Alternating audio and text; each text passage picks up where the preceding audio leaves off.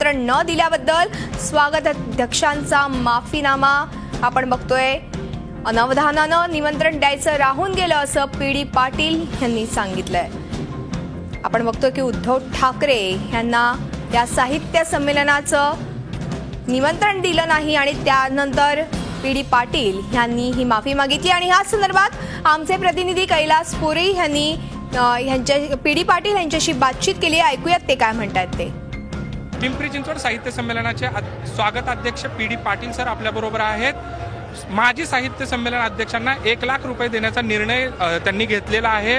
काय नेमका निर्णय, काय हेतू आहे त्यांच्याकडून जाणून घेऊया। काय सांगाल, 1 लाख रुपये तुम्ही धनादेश देणार आहात माजी जे साहित्य संमेलन अध्यक्ष आहेत त्यांना, काय नेमका हेतू होता, काय भावनेने तुम्ही हे देण्याचा निर्णय घेतला? साहित्यातली एवढी मोठी माणसं आज आपल्याकडे आहेत आणि त्यांनी खरोखरच वाङ्मयीन प्रचार आणि प्रसार करावा आणि एवढ्या मोठ्या माणसांचं आज आपल्यामध्ये साहित्याविषयी त्यांचं इतकं जवळून अनुभव असल्यामुळं ह्या मराठी जनतेला त्यांचा लाभ व्हावा या दृष्टीने मी एक हे केलेला आहे। दुष्काळ निधीही आपण दिलेला आहे, जवळपास 70 लाख रुपये दिलेला आहे। कशा पद्धतीने त्याचं वितरण केलं जाणार आहे, कोणाला तो निधी देण्यात येणार? हा दुष्काळ निधी मी नाम या फाउंडेशनला देत आहे। हा निधी आपल्या शेतकऱ्यांच्या आत्महत्याग्रस्त शेतकऱ्यांच्या कुटुंबांना मी देत आहे।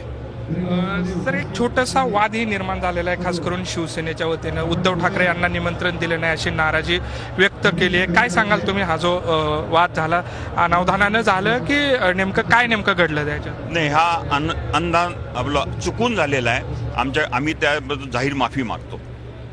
एकंदरीतच आपण पाहू शकताय की स्वागताध्यक्ष पीडी पाटील जे आहेत त्यांनी हे संमेलन अतिशय भव्य दिव्य होण्यासाठी प्रयत्न केलेला आहे। त्याचबरोबर माजी संमेलनाध्यक्षांना साहित्य प्रसारासाठी 1 लाख रुपये देण्याचा निर्णयही घेतलेला आहे आणि शिवसेनेने जे नाराजी व्यक्त केली त्याबद्दल जाहीर माफीही मागितलेली आहे। व्हिडिओ जर्नलिस्ट विद्याधर शिर्केसह कैलास पुरी, झी मीडिया, पिंपरी चिंचवड। झी 24 तास रहा एक पाऊल पुढे।